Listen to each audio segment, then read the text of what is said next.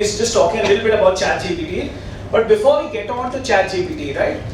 Just a little bit about myself, right? Padma was very kind and gracious in the words of introducing me. Besides everything that she spoke about, technology is something that I'm really passionate about, and I keep whenever I have free time, I keep taking up different courses on Coursera, on LinkedIn, just to keep upgrading myself. Many times these are courses which are nothing related to what I'm actually doing, but I just like to keep myself abreast of what's actually happening in that space. And that brings me to today's topic. How many of you all have heard of ChatGPT? Great. So that's the great part, right? I think before ChatGPT came into the scene, the way we looked at picture technology, if we talk about the education space, if you ask any principal or anyone, what is technology? For them, technology is this projector and the screen. That was the beginning and end of how technology was visualized or imagined in education or in classrooms. But now with ChatGPT, it assumes an entirely different dimension. If we go back to the pandemic, right? None of us would have liked to lose those 2 years. Imagine some of you must have been in class 9. 2020 March, when our Honorable Prime Minister announced the lockdown. 2022 when we came back. So for 2 years, imagine if you all had continued in the same class. None of you all would have liked it. It was technology at that time which allowed us to move on. Yes, there were challenges. It may not have been the best medium. A lot of us were grappling with it, but still it allowed us to move on. And that's what the idea behind this topic is. How can we embrace technology, not distrust it, not fear it? A lot of educators, including myself, before we had never used or heard of the word Zoom. How many of you had heard of the word Zoom before 2020? Okay, so very, very few hands up. And Zoom predominantly was a video conferencing tool used by corporates, nothing by school. But suddenly in 2020, we found another entirely different use. And that's the entire thing that I'll be basing my talk on. Now, when we talk about artificial intelligence, right? A lot of us think, yes, we know what AI is, but it's not something which I'm using in my day-to-day life. And that's where I again beg to differ, because if you look at these three, right? If you're using any iOS device, when we say, hey Siri, that's artificial intelligence. When you say Alexa, right? Any Amazon device, again, that's artificial intelligence. And what Siri, what Alexa, what all of them are doing is, by with frequent prompts that you give, they know the kind of choices. So they know, for example, when I'm driving, they know exactly which is going to be my radio channel to tune into, which is the one which I keep listening to. So that's the AI. So each one of us, in one way or the other, are using artificial intelligence, though sometimes we are not consciously aware. So that brings me to my topic, ChatGPT. Right? What is ChatGPT? Why, when, and how can we actually use it? So what essentially, why is it that it got so popular? Why is it that suddenly everyone in the world, when it came on the scene some time back, why is it that it sparked such a conversation? There were things which were written about it, there were good things, there were bad things, but why did it spark such a conversation? Never in the history has had any kind of technology had this kind of impact that this one particular AI tool actually had. And that's what we'll learn about as we go along in this talk. So essentially, and the reason I think why ChatGPT became so very popular, because it mimics human conversation. It becomes a conversation tool, right? A 24/7 assistant that you have at your beck and call. Your class teacher, your tutor is not available to you 24/7. This tool is available to you whenever you need it. You just need to open your device and there it is for you. Now the other great part is what you do in ChatGPT, for the ones who have not used it, right? When you open the web application, the input which you put there, it will give you a response which is contextually appropriate in a language which is easy for you to understand and mimics human conversation. I think that's the great part of this entire technology, that it actually mimics human conversation. Now sadly, as I said, right, we have not heard of Zoom before. Technology was always thought of to be hardware, nothing to do with software.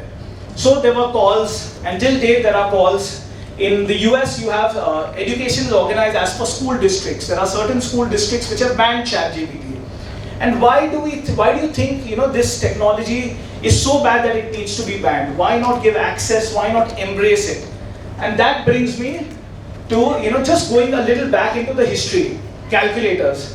IGCSE A levels. Can you all think of a math examination without a calculator? No. right? So I've been doing IB for a long time. We had graphic display calculators at that time, right? Which helps you in solving complex functions. You need that calculator to ensure that within the kind of time allotted, you are able to solve the paper. Now when calculators burst on the scene almost 40-50 years back, a lot of teachers, a lot of parents were absolutely averse to the idea. This is not a technology which should be there, you know. Our children and the way our forefathers have done calculation, we need to do that. So my only question or response is, what is the skill that we are testing? Do we want a child to do a complex multiplication and solve it? Or are we looking at testing and developing higher order skills in our students? Most of you all have selected this particular school for that reason, right? Now when I counsel, like Padma mentioned, I do a lot of counseling, not only with children but also with parents, as to which is the right board for your child, you know. How is the international curriculum different? One thing is, a lot of them say the reason we have come into an international, or we want to come into an international curriculum, is because it promotes analysis, it promotes skills which are higher order skills. If I'm looking at a very basic mathematical skill, that's not the reason why you have put. And that's the entire idea behind the calculator. And today, across schools, I'm not only talking about international, across the education spectrum, calculators have become commonplace. Autonomous buses, right? How many of you all would be comfortable stepping into a driverless vehicle?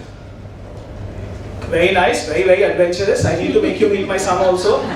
Okay, very nice. So I'll give you this example. I was in Yas Island in Abu Dhabi last year. I've taken my son, you have the Ferrari park, etc. I spent 3 days there. You have these driverless vehicles which fly there. Most of the time when you see these vehicles, they are running empty. And the ones which are manned by a human driver are packed to capacity. You know us Indians, right? If it's a 30-seater, 50 of us can fit into a bus, right? That's our unique part. But why is it? Because somewhere there is that fear, there is that distrust, which is the same thing which happened even with the calculator. If we do not understand something, it's better we say let's ban it, let's distrust it. I'm sure in time to come, all of us will be comfortable with technology. There's a lot of research specifically with regard to this, which shows that the chances of an accident is a lot higher in a car or vehicle driven by an actual driver rather than one which is driverless. All of you have heard of delivery by drones? Yes. How many of you, sir, if you have a balcony, right? I know in Bombay it's a little difficult, even just given how we live. But suppose you have a nice garden or you have a balcony. Would you be very comfortable you ordered something on Swiggy and Zomato to it be delivered and dropped by a drone? Yeah. But not many would still be, right? It's still Amazon and some other companies are testing that. Again, the thing is, because we don't understand it, there is a distrust in it. So the simplest thing is, let's ban it. Let's not embrace it. And that's where I make the case for ChatGPT, or why ChatGPT. Because rather than the way the world is evolving today, it's very important that we actually embrace new technologies like this so that we stay ahead of the curve. Something what Fatima spoke about, right? How does a great book define me, or do I define? How do I stay ahead of the curve? And so I just, this is something which I was doing last evening. Say I'm writing a blog entry and I wanted a title, I just put this and it gave me a particular title. So it becomes your personal 24/7 assistant. And a little later I'll share, what are the different ways in which students can use it and what are some ways where they shouldn't be using it. So that's the acronym PATE. Personal Assistant saves a lot of time. Now I'll tell you how many of you all know, so I'll just give you one example of an industry. Law firms. I have a lot of students who are working as interns in law firms. Now one of the things which an intern does is a lot of the groundwork or the rough work. So complex cases, judgment which runs into hundreds of pages, you're asked to summarize it. Going through drafting contracts, etc.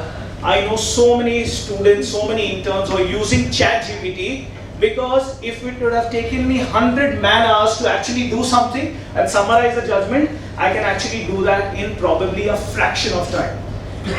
Yes, there are some challenges which I'll come to, but just one example of one domain. Now, once you pass out from school, you'll move into university. Eventually, when you join the workplace, if this has been something which you've had experience with, and this is ChatGPT 3.5, a 4.0 version is out very soon.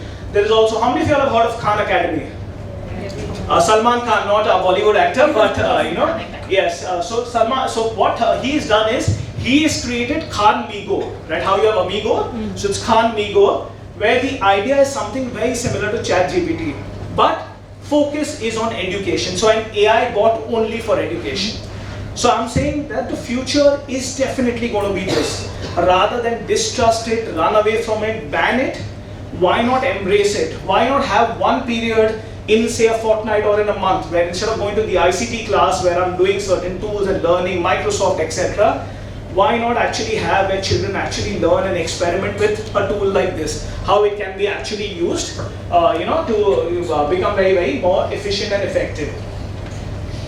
Now coming back to what I was mentioning about why children and why parents choose international schools. Now when we say will ChatGPT, now one fear especially amongst teachers and principals would be, would ChatGPT replace the faculty in the school? And the answer is it's never going to happen. What ChatGPT does, and this is Kendall's model of learning, level 1, level 2, retrieval, right? Recall of information. So there are certain facts which you learn in business and economics, etc. Understanding what those facts are, and then obviously level 3, level 4, there is also 5 and 6. I could not fit that into one slide. What ChatGPT can really help you is with level 1 and level 2. The analysis, how do I apply that knowledge, right? Each one of you has selected this program. If I look at IGCSE business studies paper or economics, right? Economics, you have paper 2, which is a complete case study paper. You're not going to be asked what is the law of demand. It's more an application of law of demand of various theories which you've learned. Business studies, we have product life cycle curve, right? What are the 4 different stages? You will not be asked draw a simple PLC. If a certain product is at a certain stage of the PLC, how can I extend that life cycle? That's all level 3 and 4. That's where the teacher comes in. Let us use technology for some of these things, to clarify things, to understand things better. But where the teacher's role becomes really important is level 3 and 4, because an AI bot, at least at this point in time, cannot do something like this. I'm sure many of you have seen the bell curve, right? A lot of academic boards mark on a bell. Now what it means of marking on a bell, it means if you have some children who are at 90, you'll also have some children who are in a fail grade, right? You'll never have all children in a classroom always on one end of the curve. Thankfully, international boards like the one which you are studying in do not mark as per the bell curve. They mark more on assessment objectives and on grade descriptors. So each one of you is marked based on that, not based on how your peers in class are performing. Now where tools like ChatGPT can really help you, if I am somewhere here, it can actually push you into becoming an average performer. Now how can it help you, right? That was one of my other questions. Now how many of you all know what's a flashcard? Right? Now if suppose you have an IGCSE economics test happening tomorrow, you have only a few hours and then the next morning and you want some flashcards. Just go to ChatGPT, flashcards IGCSE economics. Fraction of a second you'll get all the flashcards. Mind map, all of you have heard of the concept of mind map? So mind map helps you to clarify connections, etc. Put a certain topic, ChatGPT will tell you this is a mind map for a certain whichever topic, whatever input you have given. So in a fraction of a second, making those flashcards yourself probably would have taken 2 or 3 hours. Another thing what you can do, suppose you have 4 chapters for a test. You want some tool which can summarize all of that, right? Many of us like summary. I remember I'm a state board student. When I studied for my state board examination, we used to have these summary notes from which we would study, because the night before the board exam, it's not possible to go through the entire content. ChatGPT does all of that for you. Now, if you had to sit and make all that summary, it would have taken you a hell of a lot of time. When you have a tool like this, why not utilize, why not leverage that tool to ensure that you can be more efficient, you can prepare better, and that's how you shift on the curve, because it becomes a personal assistant to you. It's a personal tutor available at your beck and call 24/7. It's your choice now whether you want to embrace it, whether you want to run away from it. Now another thing, like Ms. Padma was mentioning, I keep doing a lot of counseling for students in terms of helping them how to apply to universities. Now your grades will get you till a certain point, but when you're looking at a lot of top universities, including universities in India, you have these new age universities, you need to do something else, right? Your profile needs to have something else which makes you stand out from a crowd. And that's where I suggest to children, okay, if somebody is very good with photography, why can't you do something? I have a kid who's very, very good with theatre. He's actually performing in Prithvi Theatre with an entire group. So it just adds a different dimension to my application. Now suppose it says, one of these kids says, I'm very good at writing. I want to write a blog. I say, great idea. Let's have, why don't you have a blog? Every month publish one article on your blog. You've got that input from me. When you go back home, you're thinking, now what should my blog article be? What can be a topic where I can actually express my thoughts? So I put it on ChatGPT, 5 ideas for a blog post by 15-year-old. In a fraction of a second, I got 5 ideas: navigating school, exploring my passion, power of teen activism, my favorite books of the year, and so on. So immediately that inspiration comes to you, right? That initial thing which you were stuck on. Using this to actually write an essay is wrong. But getting that initial inspiration, sometimes that little bit of a push is what we lack. That's where also when I look at that bell curve, that little bit of a push will get this child who's at a 40 to a 60. That's where a tool, AI bot like ChatGPT can really make a big difference in each of your individual journeys and in each of your lives. And there are so many different examples the way you can use it. So I have a student, in fact, from mathematics, right? He is a grade 9 CBSE child. Now he had missed some classes and there was one problem which was assigned for homework and he was just not able to get it. He put that problem on ChatGPT. ChatGPT gave him the entire stepwise solution. So imagine if you are stuck with something, right? At 9:30 in the night, you cannot message your teacher. You can probably message me, like Padma knows, right? I usually end up answering kids till 12, midnight. But a lot of times your teacher may not be accessible, your tutor is not accessible. This is a tool which is available 24/7. And stepwise will tell you. So if there's something which you've not understood, it helps you. Now coming to the ethical implications of this technology. Now the challenge is, like any technology, it's responsible use. If you use this technology, your teacher has assigned to you an essay, you put it and you take a pre-prepared essay, obviously that's wrong. Because you may do that one to cheat your teacher in a homework. What is going to happen in an examination? Using it like this is absolutely fine. Using it to do summary, flashcards, you can really think of anything under the sun. So as I said, and this is what I really like about it, right? Brainstorm 5 ideas. I can have a conversation.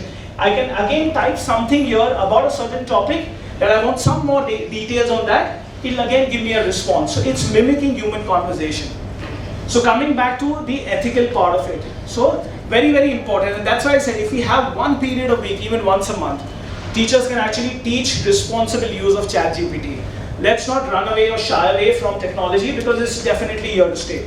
The more you embrace it, when you go into university, when you eventually move into your work life, as I said, right, lawyers are saving hundreds of man-hours just with this. And this is lawyers across the spectrum. I know children who are working in some of the top law firms in the country who are using this tool. And this is just one example. In so many domains, there are so many different examples. There are a lot of lesson plans which are available in terms of how this can be introduced to students. So the idea is, again, I say, let's embrace technology, let's not run away from it. Thank you very much.